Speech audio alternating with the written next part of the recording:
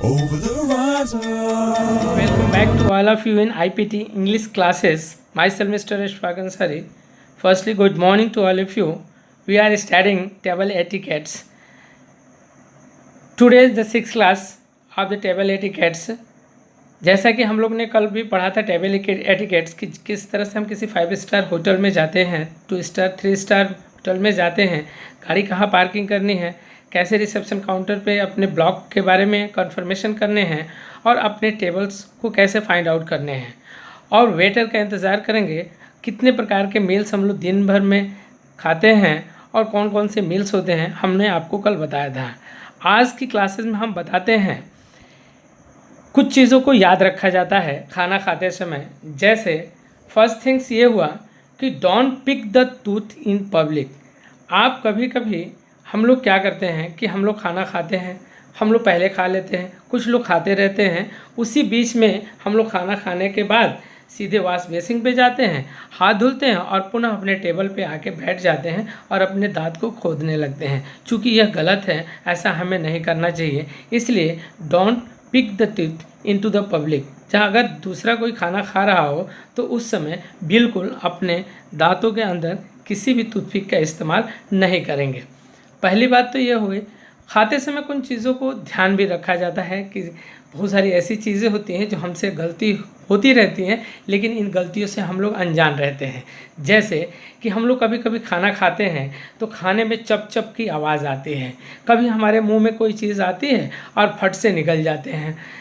तीसरी चीज़ें होती हैं कि हम लोग रोटी का कोई टुकड़ा लिए और आधा मुंह में डालते हैं, फिर आधा प्लेट में डालते हैं। यह चीज़ें बहुत गलत होती हैं और इन चीज़ों को हम फॉलो नहीं करेंगे। हमको करना क्या है, जब हम खाना खाएंगे तो स्लो मैनर्स में खाएंगे, चप चप की बिल्कुल आवाज़ नहीं आनी चाहिए। तो डोंट चप द फूड।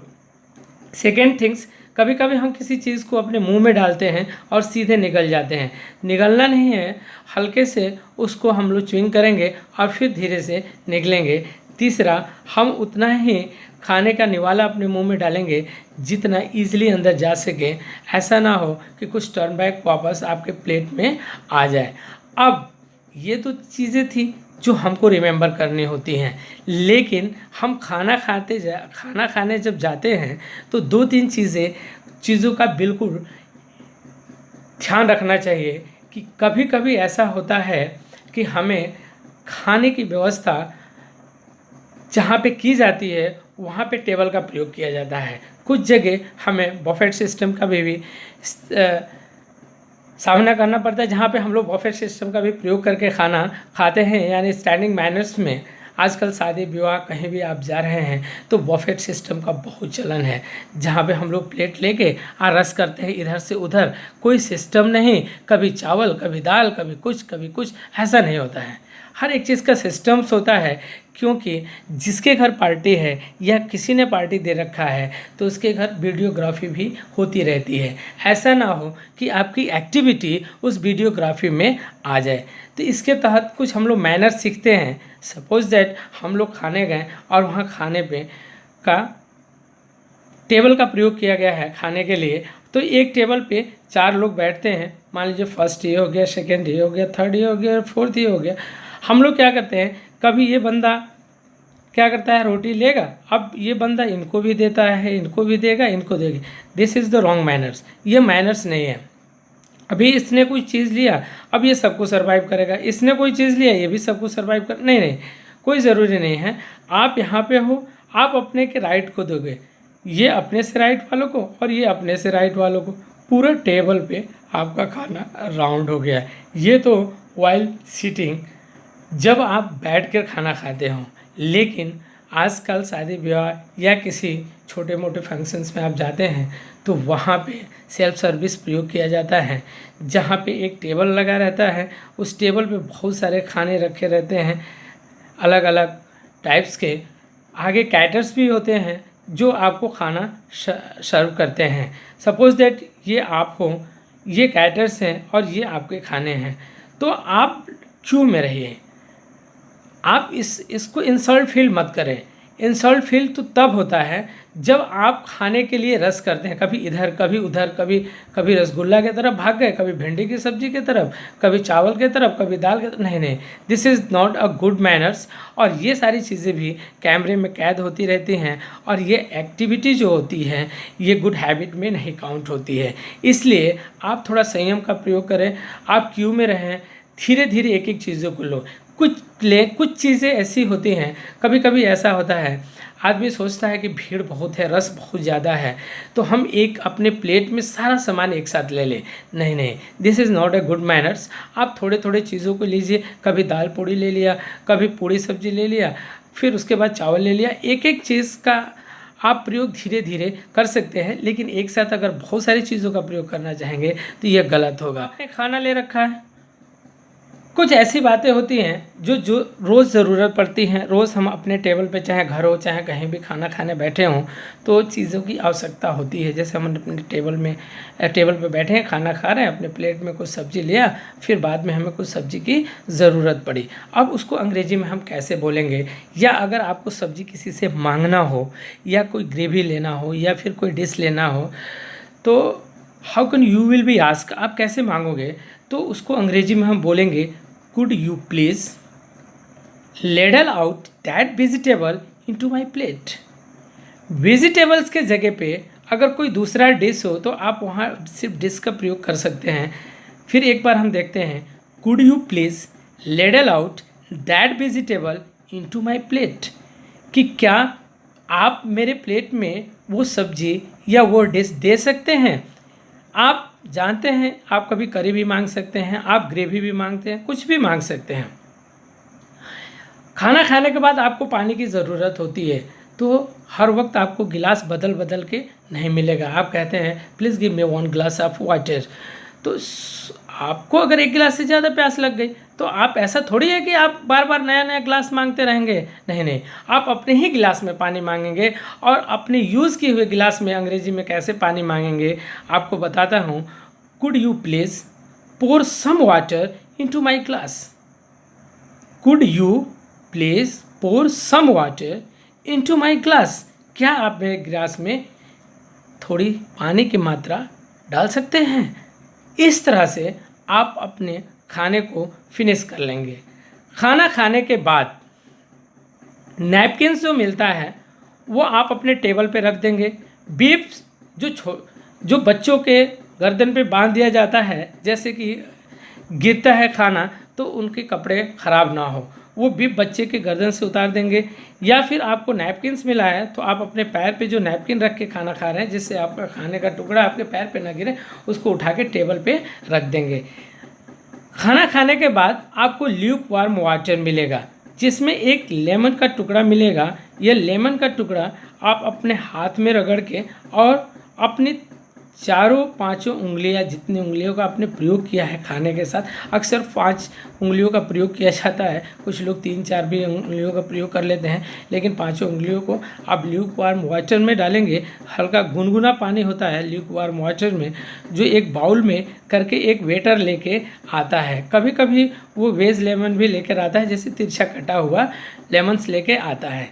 एक चीज़ और मैं बताना भूल गया, आप खाना खा रहे हैं, आपका मान लीजिए ये प्लेट है, आप अगर टेबल पे खाना खा रहे हैं किसी होटल्स में, तो आपका बीच में कोई बहुत इंपॉर्टेंट फ़ोन आ गया और खाना आप छोड़ के जा रहे हैं। आपके हाथ में, एक हाथ में चाकू आपने रखा है, एक हाथ में आपने फॉर्क लिया है या कोई स्पून लेके रखे हैं। आप जब खाना खाते हैं, आप कंटिन्यूटी बनाए हुए हैं, लेकिन बीच में कोई इमरजेंसी फ़ोन आ गया और आपको बीच में से खाना छोड़ के कहीं जाके दूसरे जगह 1-2 कदम दूर पे जाके बात करना है, तो आप अपने प्लेट में क्रॉस स्पून्स और फॉर्क को रख के जाएंगे, ना कि स्ट्रेट रख के जाएंगे। अगर अदरवाइज़ आपने इस तरह से यूज़ करते, इस तरह से रख देते हैं, ऐसे स्ट्रेट फॉरवर्ड में आप अपने स्पून्स को रख देते हैं, तो वेटर ये समझेगा कि आपने खाने को ख़त्म कर लिया है और आपका प्लेट उठा के लेके चला जाएगा। इसलिए आप अपने स्पून को और फॉर्क को क्रॉस में रख के जाएंगे। अब हम देखते हैं कि किस किस प्रकार के स्पून और फॉर्क का प्रयोग हम अपने खानों में करते हैं।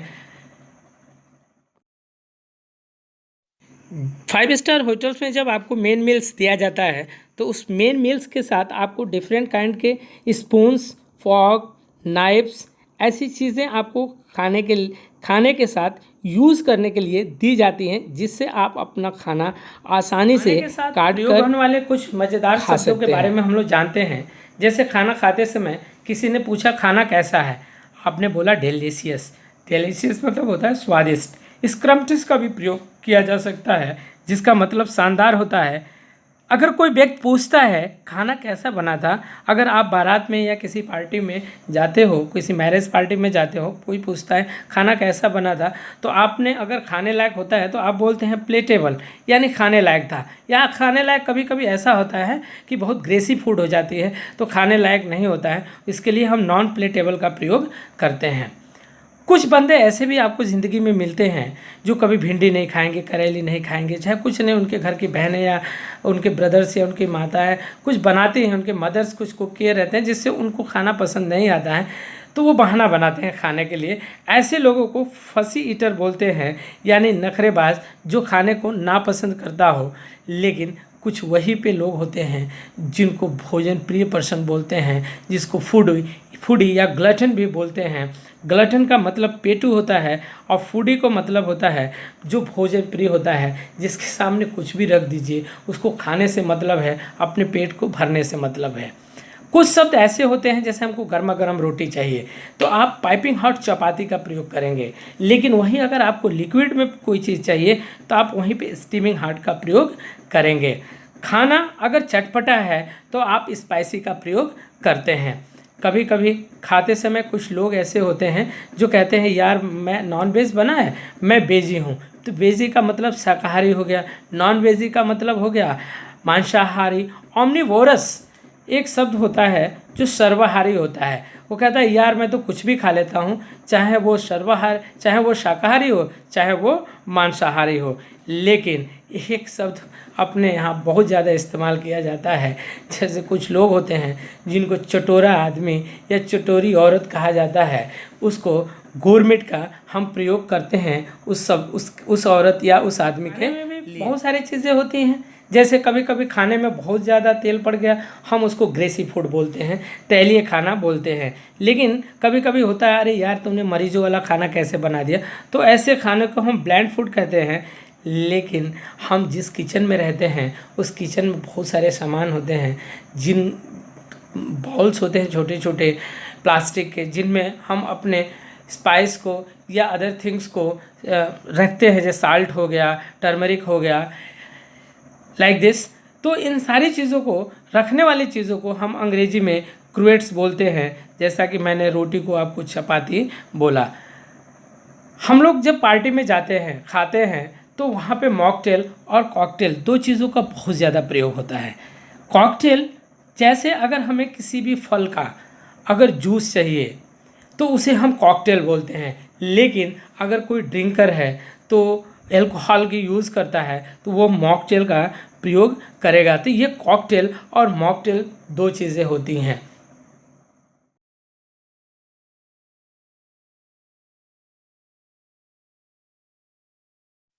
वहीं किचन में भी बहुत सारे नाइफ्स का प्रयोग करते हैं, जो डिफरेंट काइंड्स ऑफ नाइफ्स आपके सामने हैं, इनको भी याद कर लीजिए कि किसका इस्तेमाल किस लिए किया जाता है। अब आपकी किचन की बात आती है, किचन में बहुत सारे मसाले होते हैं, जिंजर होता है, सैफरॉन्स होता है, चिलीज़ होती हैं, कैसिया होता है, इनको भी अंग्रेजी में याद रखिए, जिसका मैंने आपको फ़ोटो बना के दिया हुआ है। जैसे टर्मरिक को हल्दी कहते हैं, रेड चिली हो गया। तो इस तरह से चीज़ों को आपके किचन्स में जो भी आर्टिकल्स हैं इनको याद रखिए। दोस्तों आज छठा क्लास है, मैं आशा करता हूँ कि आप लोग घर बैठ के हमारी क्लासेस को पढ़ रहे होंगे और रिवीजन कर रहे हैं। मैं आप सभी से हाथ जोड़ के निवेदन करता हूँ कि आप सभी सुबह और सोते समय और जगते समय हमारे क्लासेस का रिवीजन कीजिए। आप बहुत जल्दी अंग्रेजी बोलना सीख जाएंगे। Thank you.